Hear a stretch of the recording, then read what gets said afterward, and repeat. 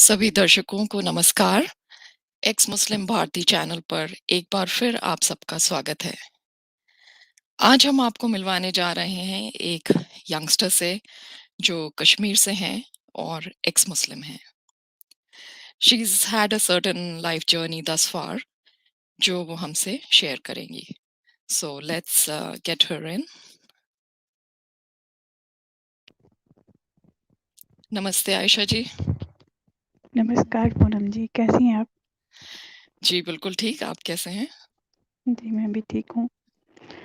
Welcome to the stream. So thank you. करते हैं हम अपनी बातचीत शुरू।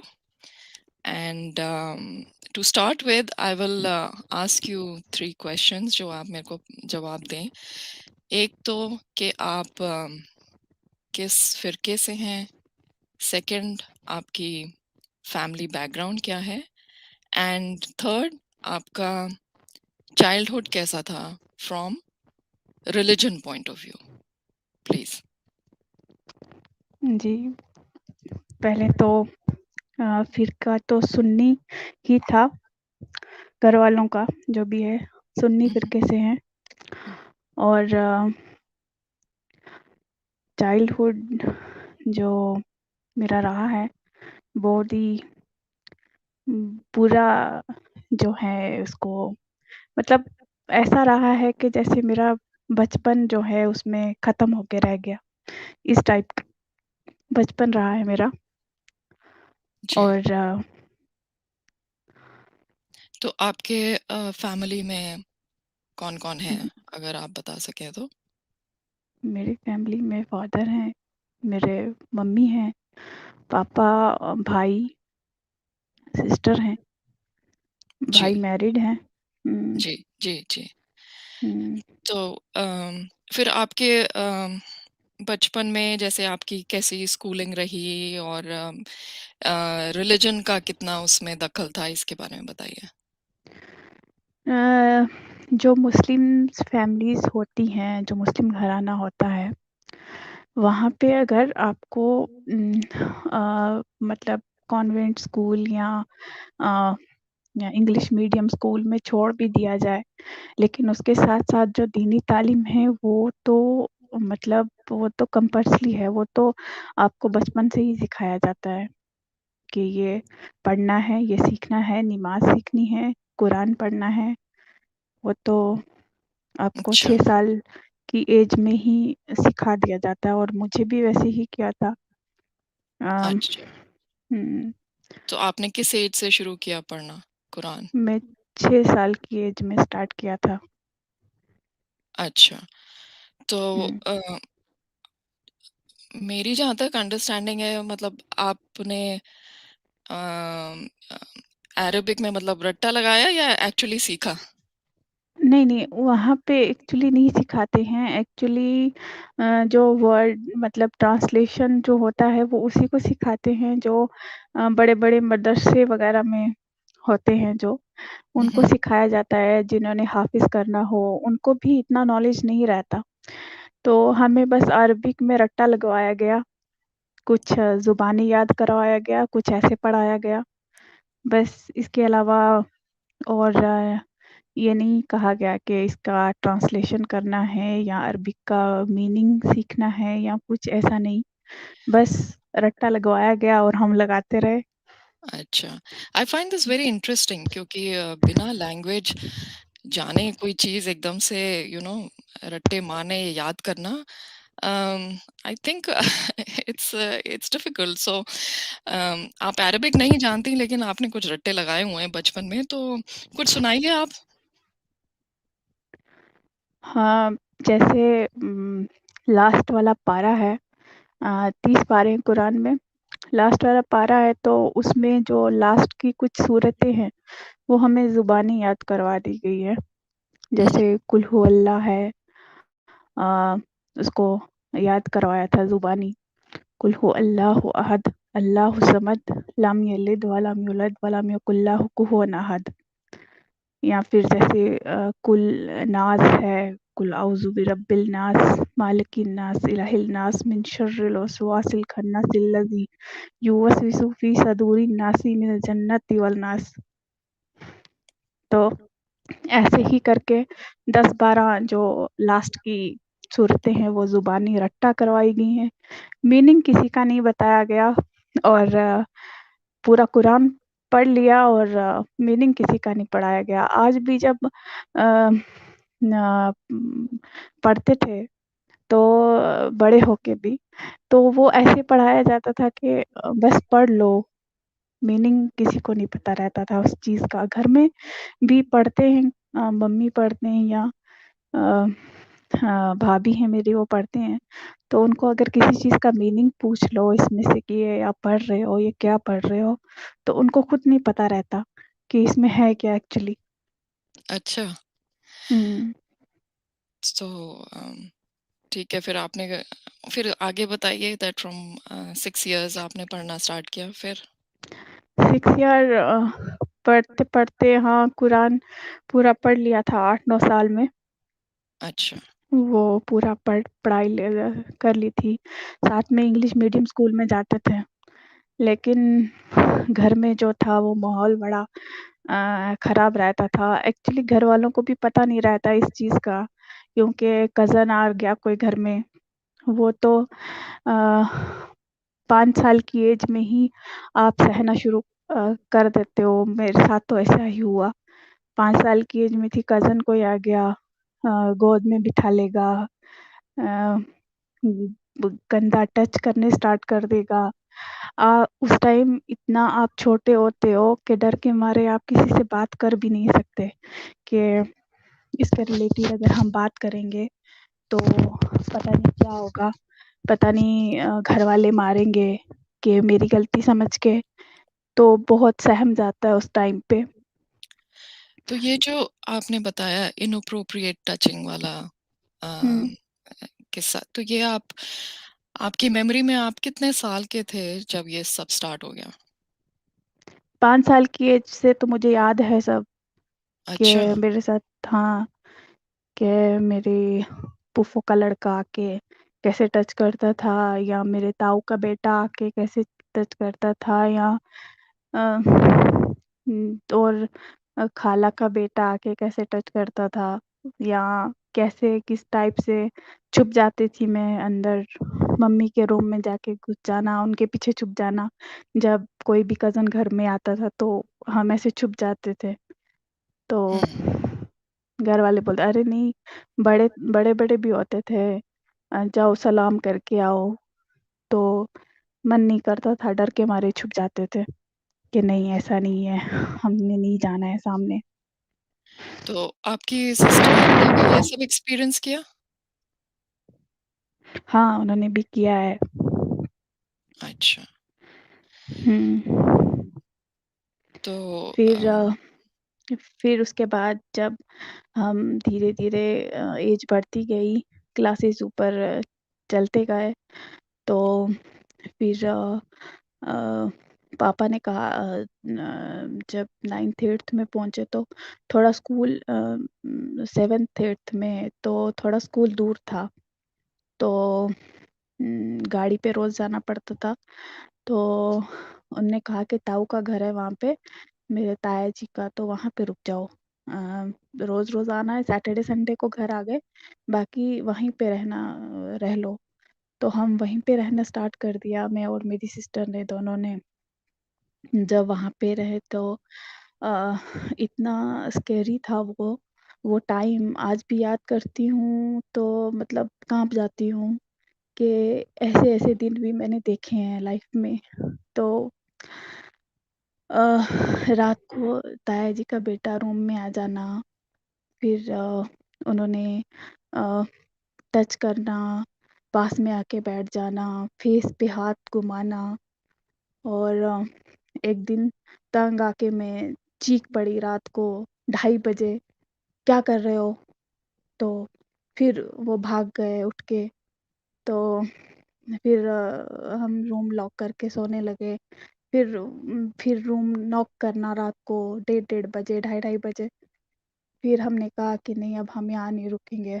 मम्मी से रिक्वेस्ट की कि हम रोज़ चले जाएँगे, कोई बात नहीं, दिक्कत परेशानी होती है उनको भी हमारी वजह से। तो ऐसे करके तो हम वहाँ से निकल आए और रोज़ घर से ही स्कूल जाने लगे। अच्छा। धीरे-धीरे हाँ, टाइम निकल गया। फिर थोड़ा गाँव एरिया है हमारा। हुँ, तो वहाँ पे ऐसा है कि स्कूल थोड़ा दूर-दूर होता है, तो कहा कि थोड़ा और दूर के लिए स्कूल चले गए 11th-12th के लिए। तो वहाँ पे अपने रिलेटिव्स रहते थे, मेरे मामू थे, तो हम वहाँ उनके घर शिफ्ट हुए अगली पढ़ाई के लिए। कौन-कौन तो शिफ्ट हुआ? मैं और मेरी सिस्टर, अच्छा। तो उनके घर रहने लगे।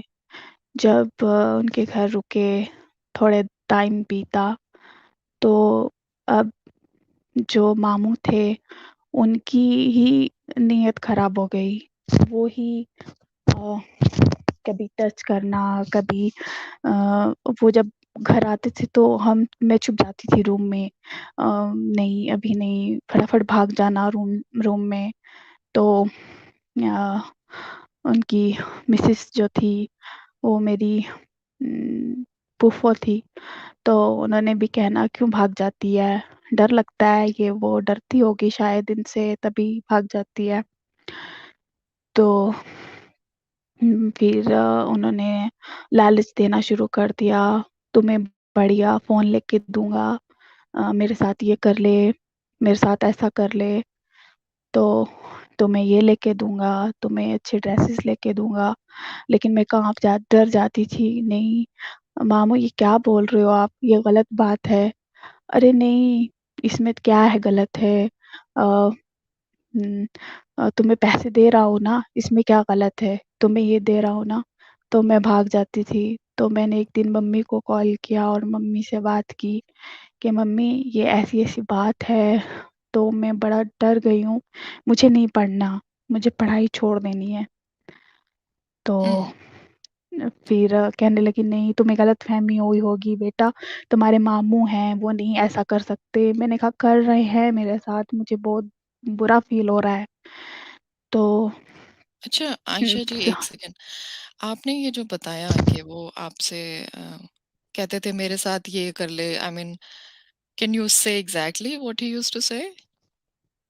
मेरे साथ सो ले, तुम्हें बढ़िया से बढ़िया फ़ोन मिल जाएगा। अच्छा, एक तो ये कि हाँ, वो डायरेक्टली हाँ, आपसे ऐसे कर रहे हैं और हाँ, फिर जो उनकी वाइफ़ हैं, वो आपसे अम, जो वो पूछ रही हैं कि भई क्या क्या बात है, डर जाती है या हाँ, क्या? नहीं, फिर उस पे मेरा ये आपसे सवाल है कि क्या वो सच में नहीं जानती थीं या वो she was partner in crime with the husband के ऐसे प्रिटेंड करती थी कि मैं नहीं जानती एंड यू नो हाँ, आई डोंट उसके नो बाद क्या हुआ? आपको क्या लगता है वाज़ शी प्रिटेंडिंग और you think she really knew what is going on? हाँ, उन्होंने किया।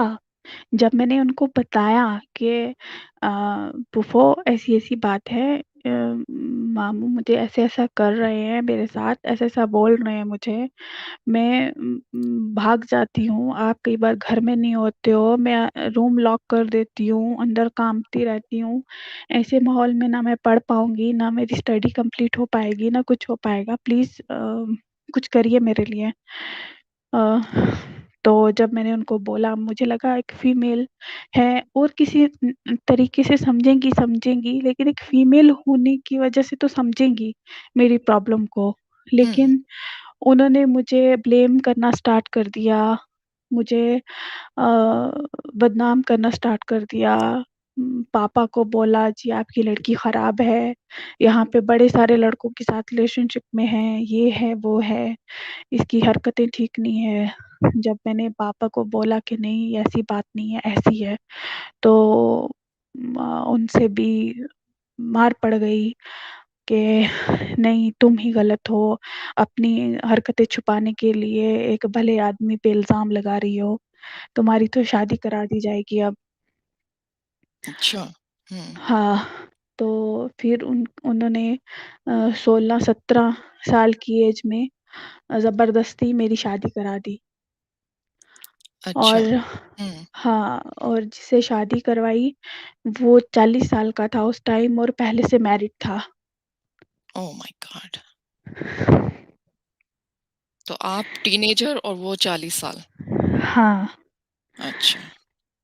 तो फिर वहाँ पे जब मैं गई तो वहाँ के हालात भी बहुत ख़राब थे। उनका तो और ज़्यादा बदतर हालात थे उनके। बहुत ज़्यादा हर बात पे छोटी-छोटी बात पे हाथ उठा देना, मारना, पीटना। 3-3 दिन मैंने खाना नहीं खाना। Oh my God! अच्छा।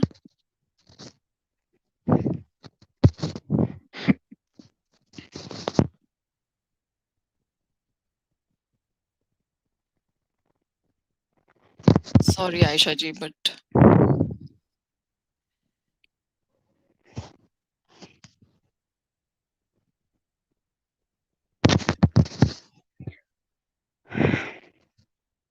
सॉरी।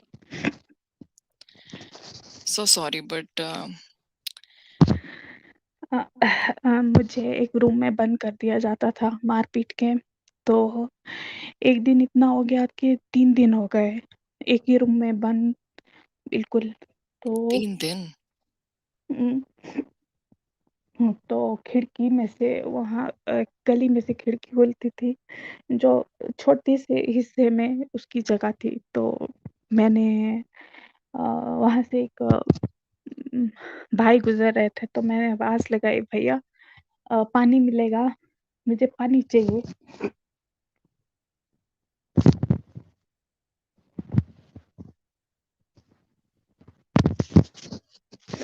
तो उन्होंने मेरी हालत देखी तो पानी की बॉटल उसमें से फेंकी अंदर।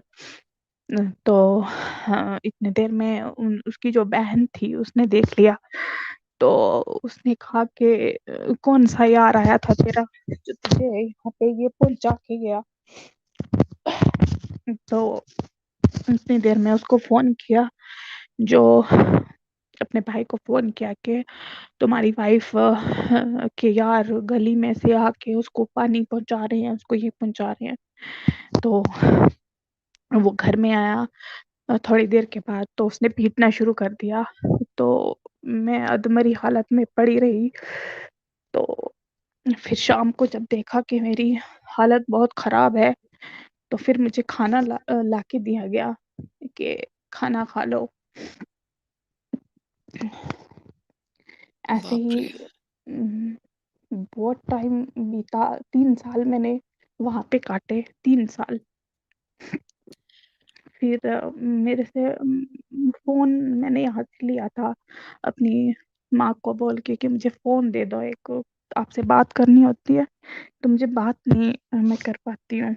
तो उन्होंने कहा कि ठीक है, उन्होंने फ़ोन दिया था मुझसे, वो भी छीन लिया गया था, मेरे पास वो भी छीन लिया था मुझसे।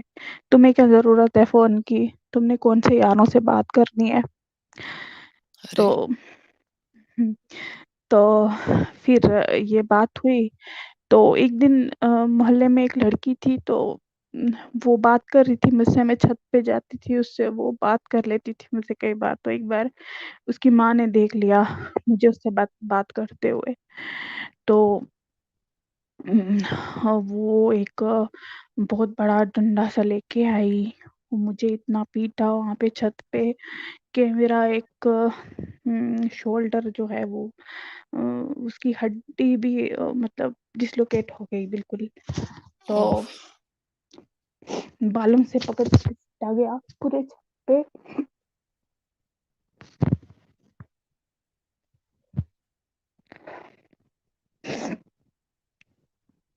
फिर भी मैं यही सोचती रही कि यार ये लोग गलत है, इस्लाम तो बहुत ठीक चीज़ है, वो तो बहुत ही अच्छा है। लोगों ने इसको गलत बनाया है। धीरे-धीरे अ, तो उ आपका उस श दिन इतना आप इतना मारा। हाँ, आपका शोल्डर डिस्लोकेट हो गया, हाँ, यू आर हाँ, सेइंग? अच्छा, फिर हाँ, कोई हाँ। मेडिकल ट्रीटमेंट फिर कुछ? नहीं, कोई मेडिकल ट्रीटमेंट नहीं। उस टाइम मेरे पेट में ज़ोर-ज़ोर से टाँगों की मारी गई। अ पेट में उसकी माँ ने बहुत मारा। तो मैं फिर जब देखा कि अब ये कोई रिएक्ट नहीं कर रही है मारने पे, क्योंकि मैं बेहोश हो गई थी। मतलब बिल्कुल ऐसे ऐसे लग रहा था कि बस मेरी अब रूह निकल रही है, मैं मर रही हूँ। तो जब उसने देखा कि अब इसके मारने पे भी कोई रिएक्ट नहीं कर रही है, तो मुझे वहीं पे छोड़ के वो चली गई। मैं हम्म, वहीं पे पड़ी रही अधमरी हालत में। जब मेरे को आधे घंटे, पौने घंटे के बाद थोड़ी होश आई, तो मैं जिस हालत में थी, जैसी भी थी, जिस हालत में थी, मैं उस हालत में वहाँ से पीछे वाले दरवाजे से भाग के, गाड़ी पकड़ के वापस यहाँ आ गई, अपने माँ-बाप के पास। तो उन्होंने हालत देखी कि इस हालत में क्यों आई है, ये वो, तो उन्होंने इलाज करवाया और कहा कि अब तुम वापस चले जाओ, शौहर के बिना कोई ज़िंदगी नहीं होती, वाइफ़ की, शौहर के बिना एक औरत कुछ भी नहीं होती। शौहर को छोड़ के आओगी तो तुम्हें लानतें पड़ेंगी, तुम्हें ये होगा, तुम्हें वो होगा। तो तो तो आप इस मैरिड लाइफ में हस्बैंड के वहाँ पे कितना टाइम निकाला? मैंने 3 साल गुज़ारे वहाँ पे। जी। हुँ, तो उम, फिर 2017 में अ, बीच में 17 उस दिन 2017 था, बीच में मैं वहाँ से आ गई। जब यहाँ पे पहुँची, शोल्डर ठीक हुआ, फिर मैंने कहा मुझे वापस नहीं जाना है, मुझे इस ऐसे इंसान के साथ नहीं रहना है, मुझे डिवोर्स चाहिए उससे। तो कहने लगी नहीं, ये बात नहीं करते, डिवोर्स-विवोर्स की बात नहीं करते, ये गुनाह है, ऐसी बातें नहीं करते, उसी के साथ रहते हैं जिसके साथ निकाह हुआ होता है, उसको छोड़ के नहीं जाते। तो मैंने कहा नहीं, मुझे ऐसी-ऐसी प्रॉब्लम है वहाँ पे, मेरी इतनी बुरी हालत की गई है, मैं नहीं जाऊँगी। तो फिर मैंने कुछ शर्तें रखी कि अगर ऐसा हो गया, ये हो गया, मुझे उन सब से अलग रहना होगा, तो फिर उनसे मुझे पता था कि ये शर्तें नहीं मानी जाएँगी और इसलिए वो आएगा ही नहीं, तो मैं जाऊँगी ही नहीं। तो मैंने जानबूझ के ऐसी शर्तें रखी। फिर फिर धीरे-धीरे अ, आगे बात चलती रही। यही कि उनको आना चाहिए था, ये वो। उन्होंने फिर मैंने पापा को कहा कि हम केस कर लेते हैं, मुझे डिवोर्स चाहिए। तो पापा कहते हैं नहीं, डिवोर्स नहीं लेना, गलत बात है डिवोर्स लेना, वो तुम्हें चले जाना चाहिए, ये वो ऐसी बातें। फिर फिर मैंने कहा कि अब तो मैं जाऊँगी नहीं, बात डिवोर्स लूँगी। फिर कुछ ऐसा करके उन्होंने केस कर लिया पापा पे कि ये अपनी बेटी को भेज नहीं रहे हैं, तो ऐसे करके। तो फिर पापा ने कहा कि केस किया है तो इसका जवाब तो देना पड़ेगा। फिर केस लगा, मैंने वकील अपनी को सारी बातें बताई कि मुझे डिवोर्स चाहिए। एक फिर सेकेंड, अ, आयशा जी, उन्होंने आपके ऊपर जो केस किया, हुँ। उनका क्या ग्राउंड था केस का? What were they saying? उनका ये ग्राउंड था कि ये यहाँ से गई है और सब कुछ, हमारा सोना, पैसा, अ, हमारा सब कुछ लेके गई है यहाँ से। हमारा घर के जितने भी ज़ेवर थे, जितना भी मतलब ज़ेवर, पैसा, सब ये यहाँ से लेके चली गई है। ठीक है। ये उन्होंने केस किया था, जबकि मैं तो सिर्फ़ जान बचा के निकली थी। जी। मेरे तो सर पे चद्दर भी नहीं थी उस टाइम जब मैं भागी थी वहाँ से, इस हालत में। अच्छा।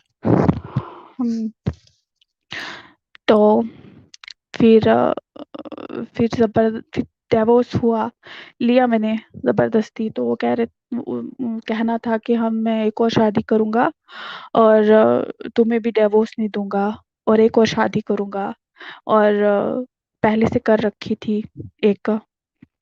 तो अच्छा। फिर क्या है, इस्लाम में तो 4 जायज़ हैं, मैं 4 कर सकता हूँ, एक साथ रख सकता हूँ। मैं कुछ भी कर सकता हूँ, इस्लाम इजाज़त नहीं देता कि अपनी पहली बीवी से इजाज़त भी ली जाए दूसरी शादी करने के लिए। इस्लाम इस बात की नहीं बोलता इस बात के लिए। तो मैं सोचती थी कि ये सब ना ये मुल्ला मौलवियों की बनाई हुई चीज़ है। इस्लाम में तो ऐसा नहीं हो सकता कि एक एक शादीशुदा होके बंदा दूसरी शादी करे। नहीं हो सकता ये सब बातें। मैं यही सोच-सोच के तो चलती थी। फिर यहाँ आके टाइम निकलता गया। फिर 2019 में मेरी मुलाकात एक शख्स से हुई। जो मेरे बहुत अच्छे दोस्त हैं, उनसे मेरी मुलाकात हुई, बात हुई। तो उन्होंने मुझे बहुत सपोर्ट किया, बहुत अम, अनकंडीशनल सपोर्ट जो बोलते हैं ना, वो हम्म, उन्होंने मुझे दिया है बहुत ज़्यादा। तो जी। मैं हुँ, तो आप एट दिस पॉइंट आपका डिवोर्स तो हो गया था and you were with hmm. Your parents, तो how did you become an ex Muslim, इसके बारे में बताइए। एक्स मुस्लिम मैं तो यही समझती थी क्योंकि कभी हदीस नहीं खोली, कभी कुरान पढ़ा तो अरबिक में पढ़ा, जो अरबिक आती नहीं है। हम्म, तो उसमें इतना नॉलेज नहीं है, अरबिक का एबीसीडी भी नहीं पता, जो रट्टा लगवा दिया वो पढ़ लिया।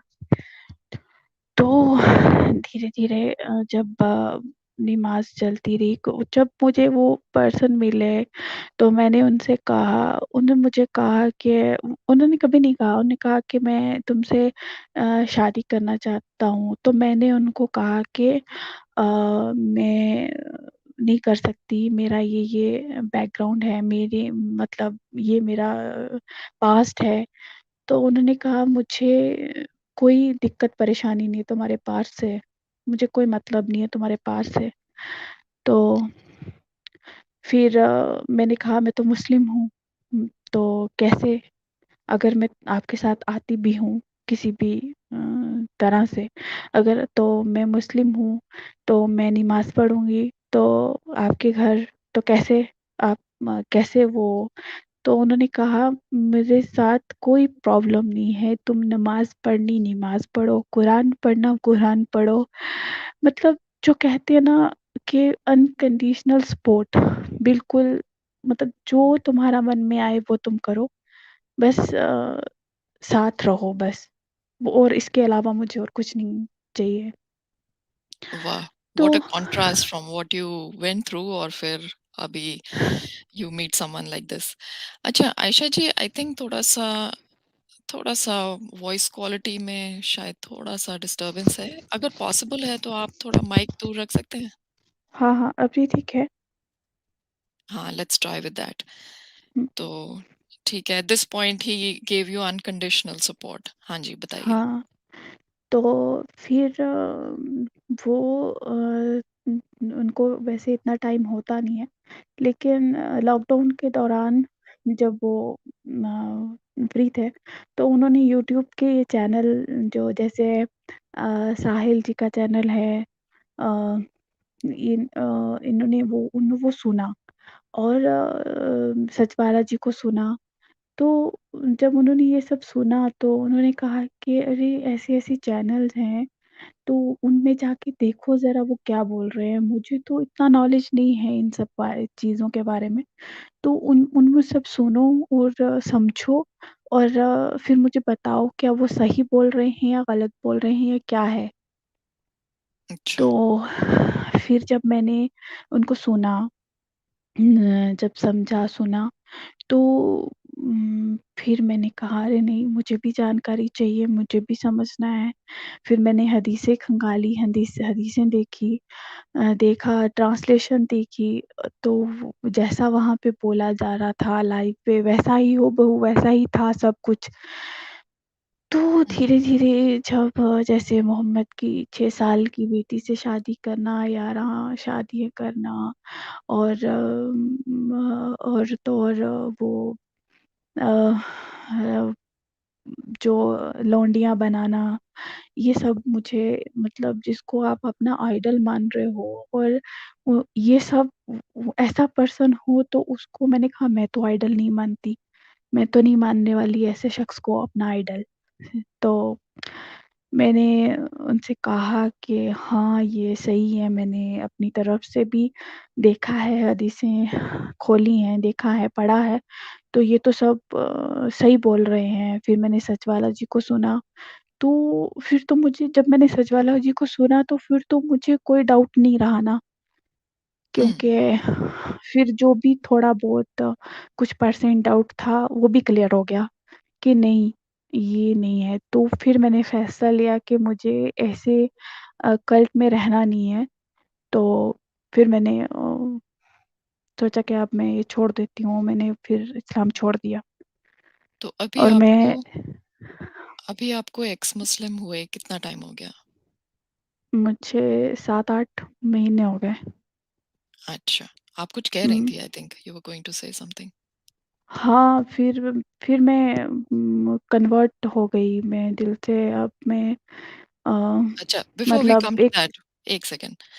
तो जब आप एक्स मुस्लिम हो गए, आपने हुँ, सारी हुँ, ये स्टडी की एंड यू फाउंड आउट कि भई ये तो सब फेक है, it's just a hmm. Cult. तो आपने ये चीज़ फिर अपनी फैमिली में डिस्कस नहीं की? जैसे पेरेंट्स को बताने की कोशिश की हो? हाँ, उसके हाँ, बारे में बताइए। मैंने मम्मी से बात की कि ऐसे-ऐसे मोहम्मद की लाइफ़ थी, ऐसी-ऐसी थी, 6 साल की बेटी से शादी ये वो। जब मैंने ऐसे-ऐसे डिस्कस करना शुरू किया घर में, तो पापा को पता चला, तो उन्होंने मतलब अकीदा इतना खतरनाक है सबका इसमें, कोई भी प्रैक्टिकली बात करना ही नहीं चाहता, लॉजिकली बात करना ही नहीं चाहता, सुनना ही नहीं चाहता उस बात को।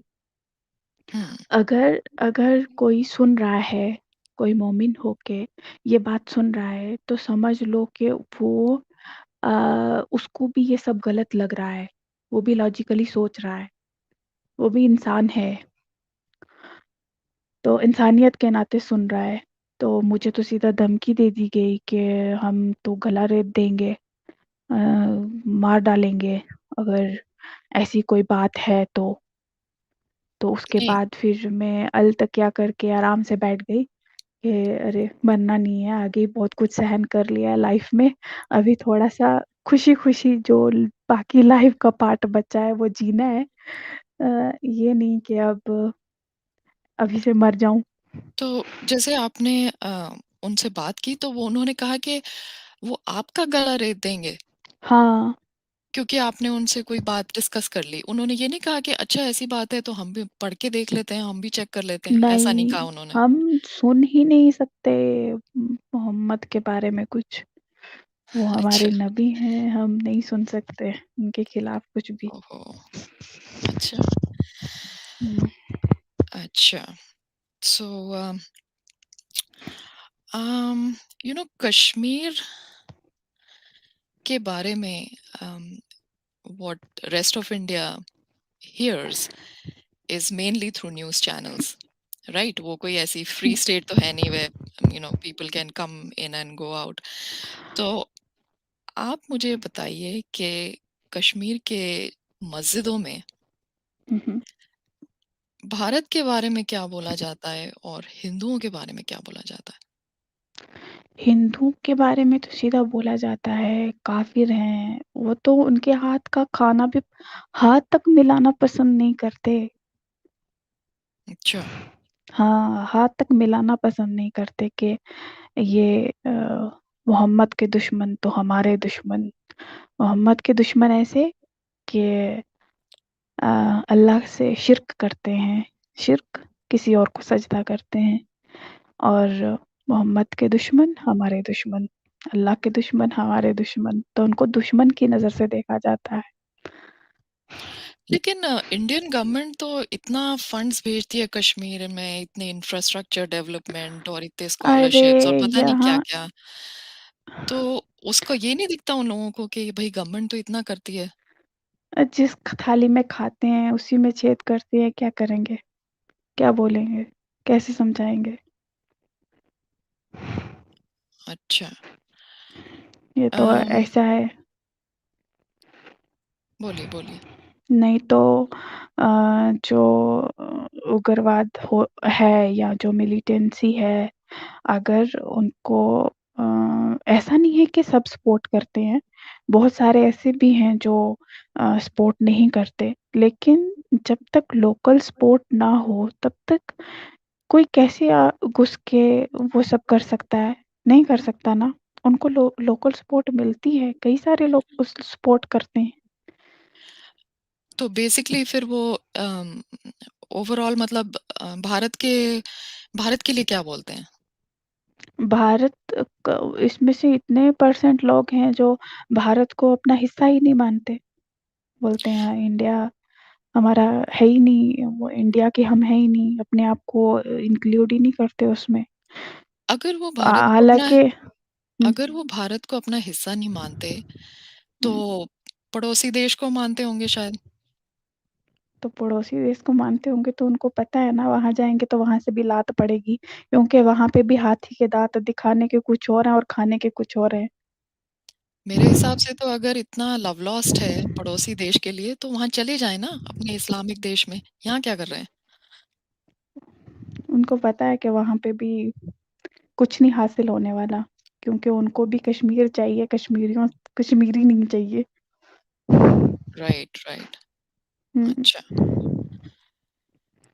हुँ।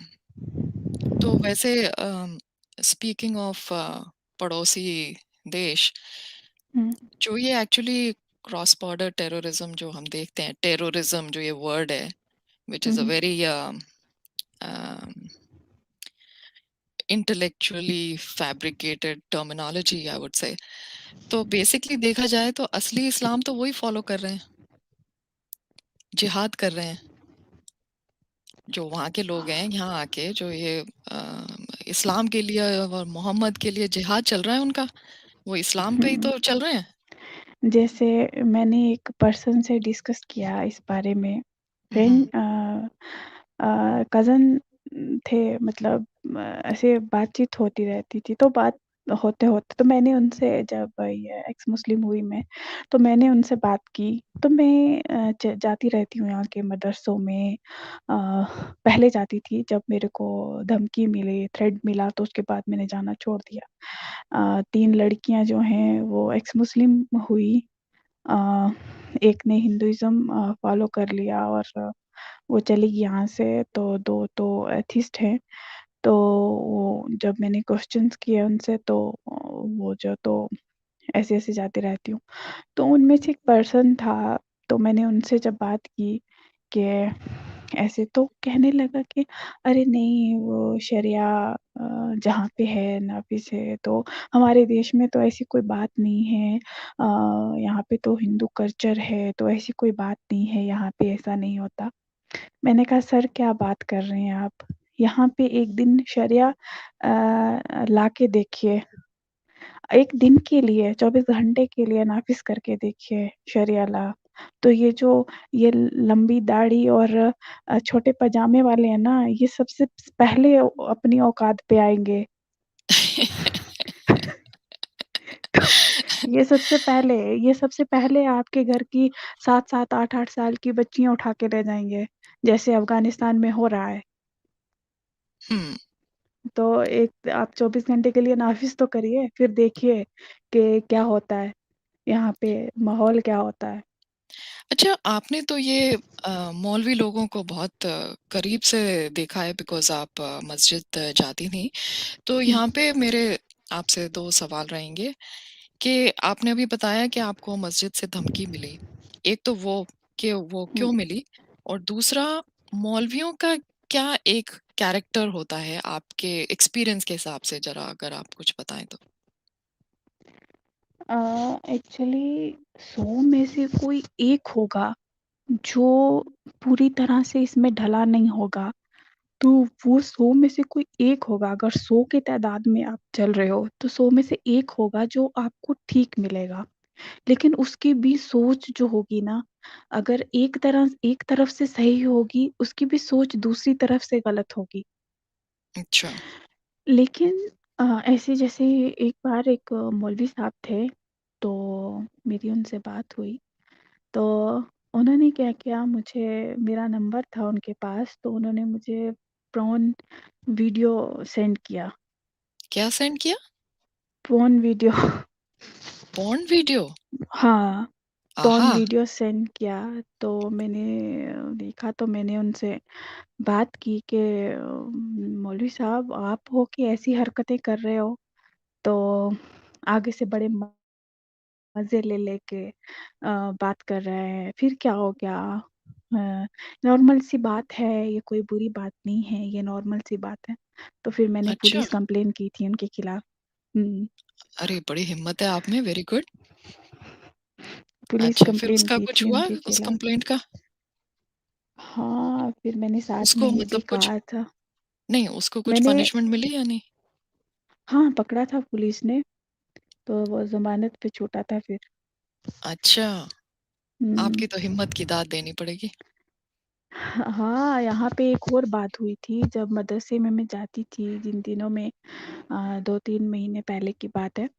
तो मदरसे में मैं जाती थी, तो वहाँ पे एक मौलवी साहब थे, तो उनको अ, आलिम साहब थे, तो उनको पता चला कि मैं यहाँ पे आके लड़कियाँ फलानी-फलानी लड़की नहीं आ रही है, तो अरे वो तो इस्लाम ऐसे मतलब नमाज़ वग़ैरह से दूर हो गई हैं, थोड़ा अलग लग रहा है उनको।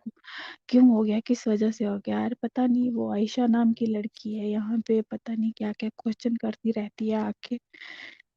तो उन्होंने मुझे बुलाया गया, वो आलिमा थी, तो उन्होंने पहले बुलाया, तो मुझे डर लगा कि बुला रही हैं, पता नहीं बुला के पता नहीं क्या करेंगी। तो क्या आगे तलवार-तलूर का तो प्रोविज़न नहीं है उनके पास। तो मैं ऐसे सोच के तो डर के मारे गई नहीं पहले दिन। फिर कह रही है, फ़ोन किया कि आलिम साहब आपसे मिलना चाह रहे हैं।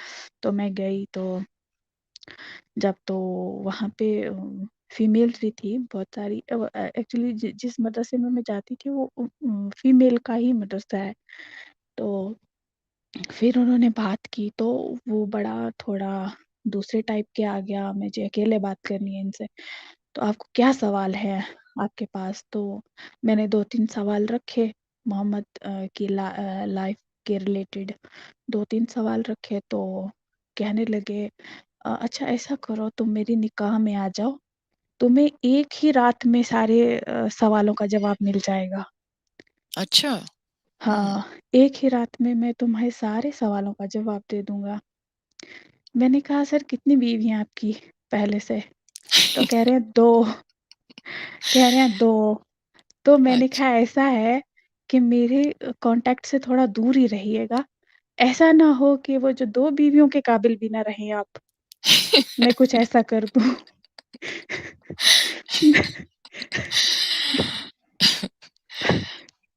आप में वाकई हिम्मत है इन लोगों से उलझने की।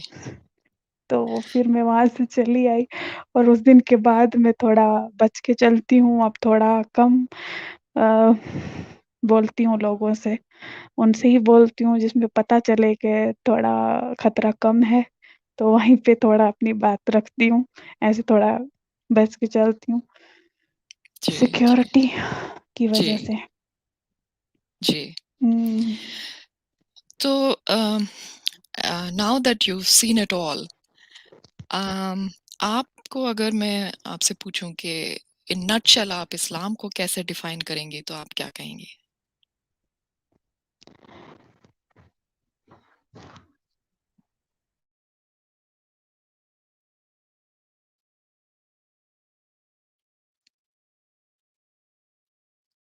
आयशा जी म्यूट हैं, may be she can not talk right now, तो वील जस्ट वेट।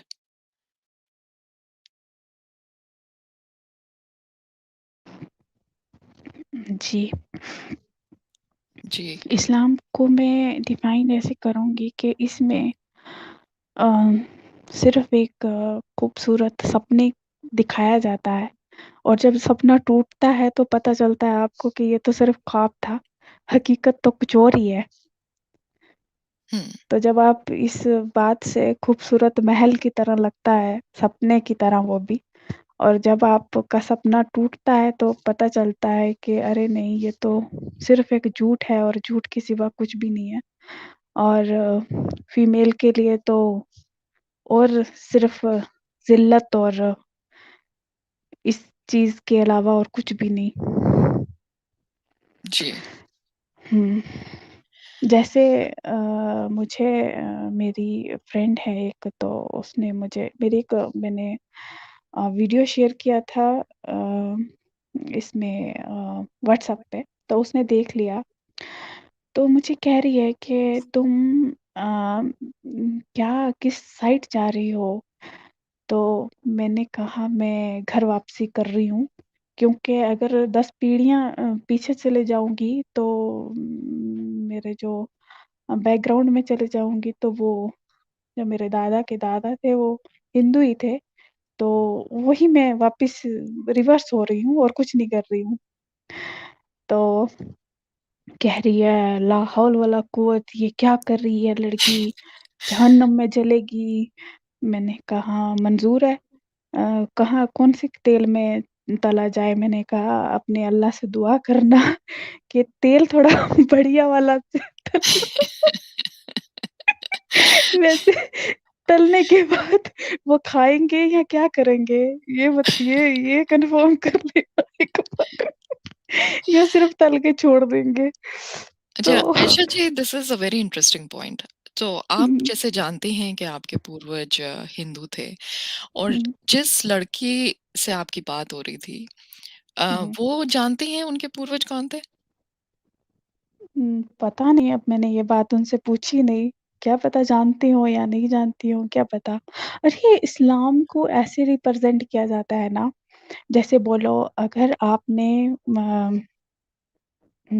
इस्लाम कबूल किया या किसी हिंदू को आपने इस्लाम कबूल करवाया या आपकी वजह से वो इस्लाम कबूल किया उसने, हुँ, तो ऐसा ऐसा कि आपकी 7 पुश्तों को कुछ करने की ज़रूरत नहीं है, आपकी 7 पुश्तें जन्नत में जाएँगी।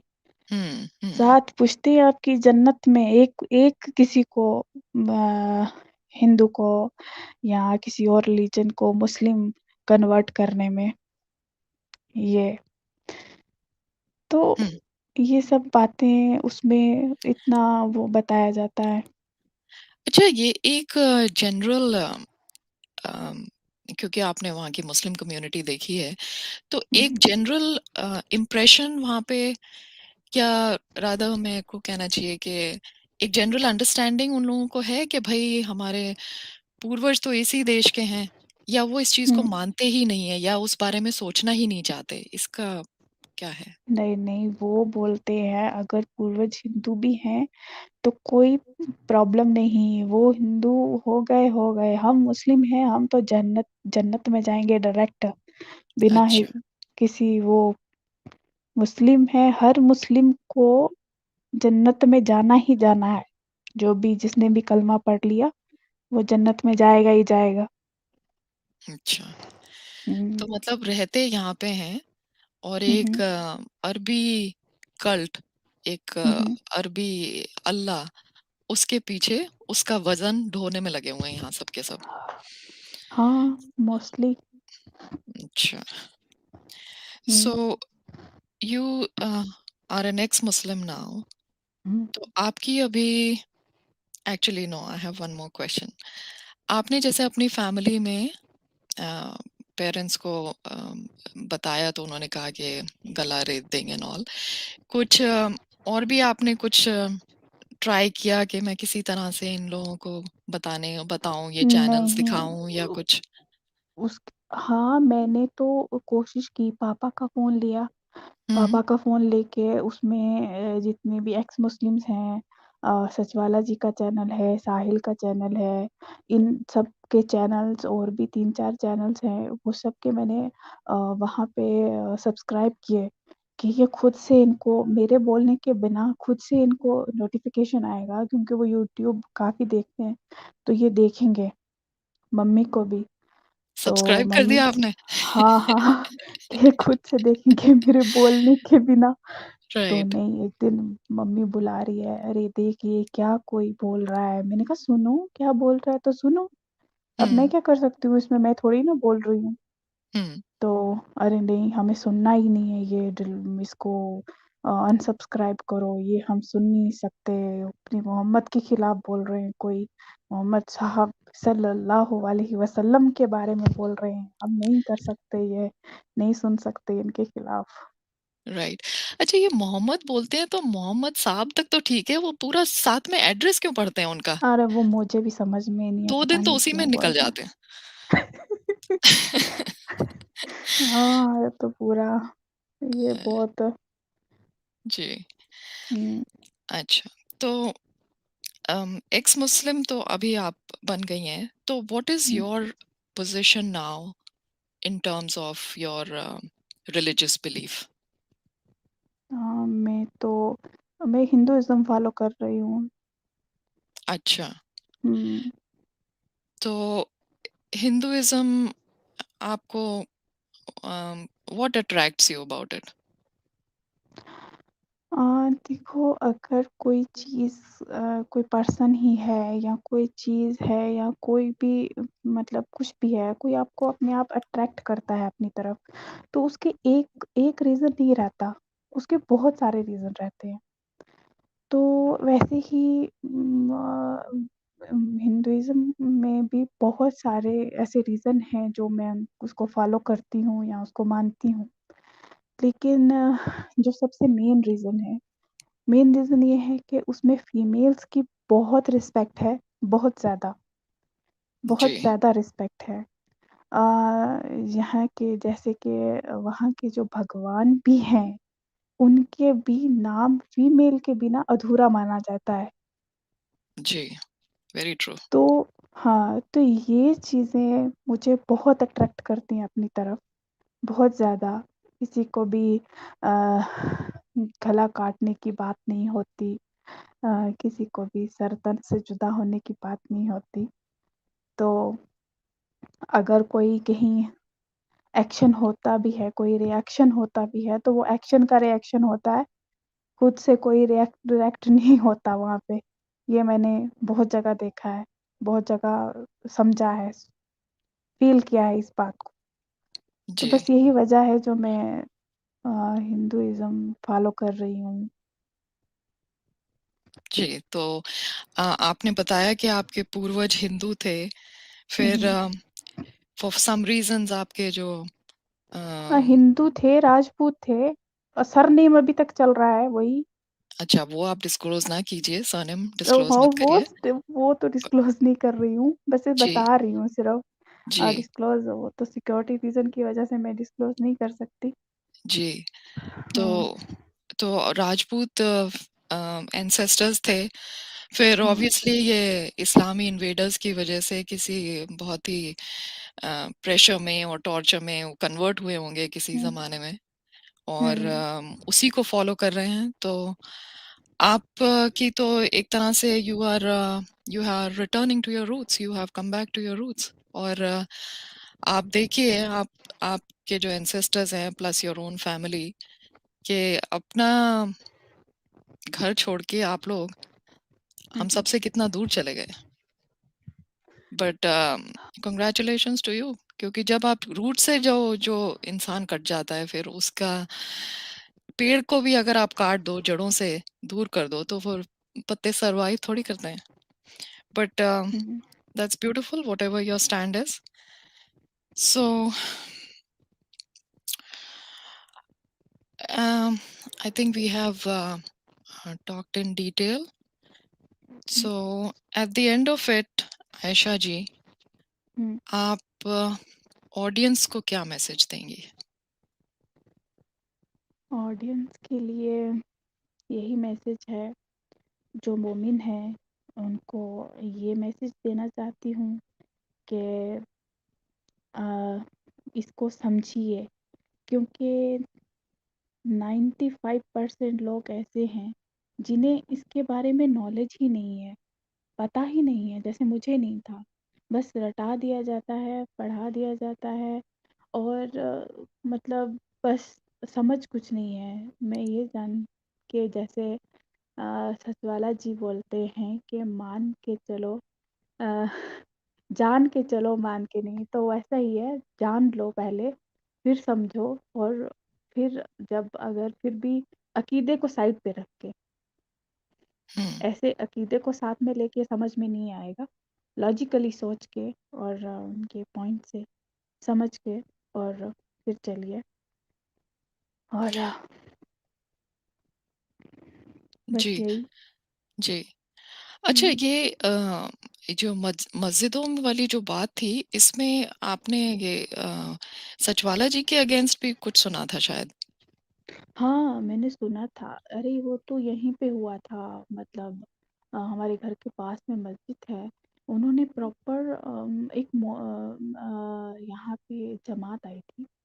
तो जमात आई थी तो वो मतलब बाहर से जमात आई थी, तो वहाँ के जो उनके जो हेड थे उन्होंने जो जुमा का वो खुतबा होता है, उस दौरान उन्होंने बोला था कि ऐसे कुछ चैनल्स चल रहे हैं जो आपको अपनी तरफ माइल करेंगे, शैतानी ताकतें हैं वो, शैतानी ताकतें हैं, यहूदियों की साजिशें हैं और जो आपको बलगलाएँगे, अपनी तरफ खींचेंगे, तो ऐसे चैनलों से दूर रहें।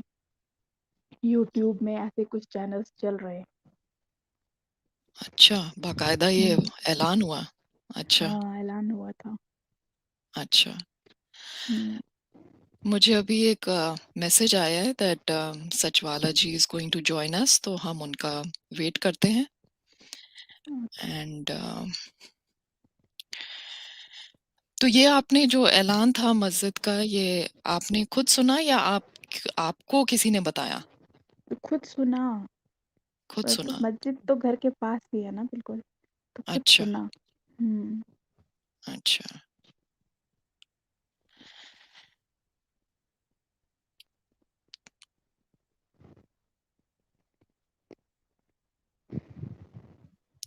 तो आपकी सिस्टर की अभी क्या उनका सोचना है?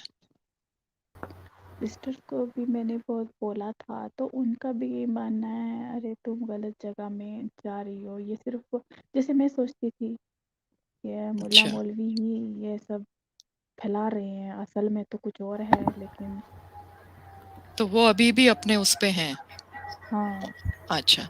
सो सचवाला जी हैज जॉइंड अस। नमस्कार सचवाला जी, वेलकम। जी नमस्कार, कैसी हैं? जी बहुत नमस्कार अच्छे। सचवाला जी। जी नमस्कार। जी आयशा मेरी बेटी है और पूनम मेरी बहन है। कैसी हैं मेरी बेटी और मेरी बहन?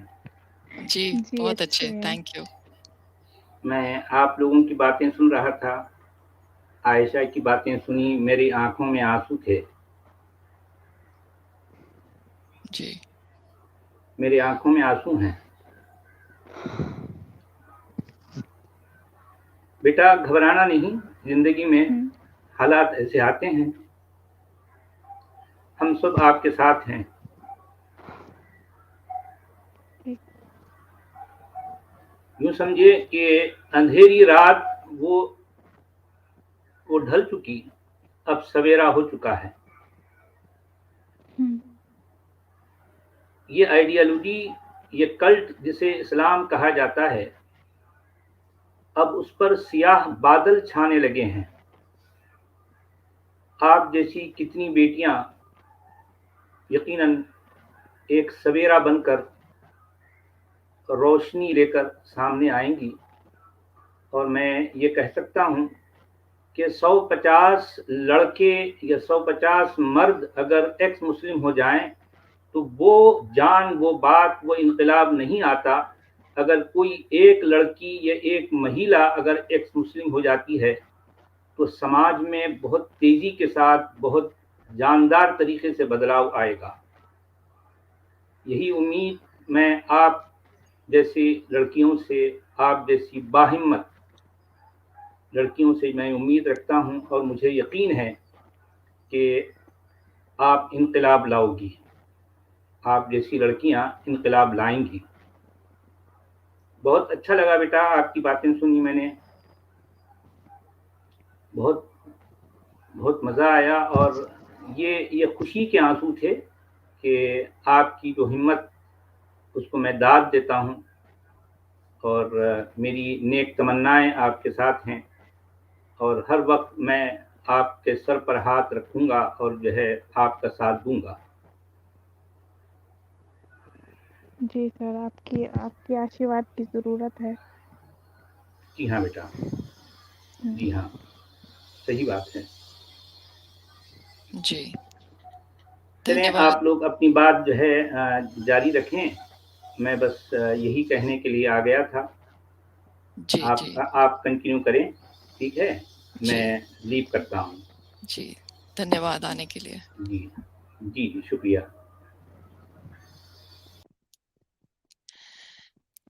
सो आयशा जी, फिर सचवाला जी ने हमें एक बहुत अच्छा मैसेज दिया है, और उनके तो खैर बातें सुनने के लिए सभी के कान तरसते हैं।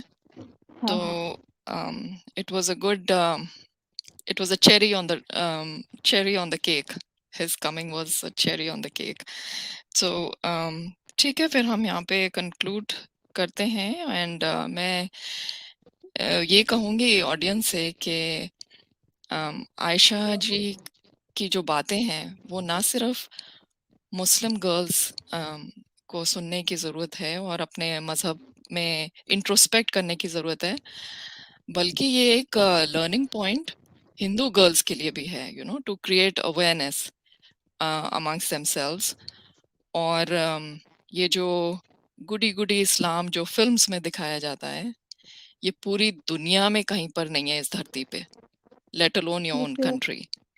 तो ये you know and what it leads to, वो आजकल सभी देख रहे हैं, एक बहुत ही भयानक षड्यंत्र लव जिहाद का जो है, इसी इन्हीं चीज़ों का परिणाम है। तो I hope Aisha's words will be an eye opener for a lot of us. So, on that note, I will thank all the audience for watching and listening and joining us. Thank you so much. Thank you, Aisha ji. Thank you.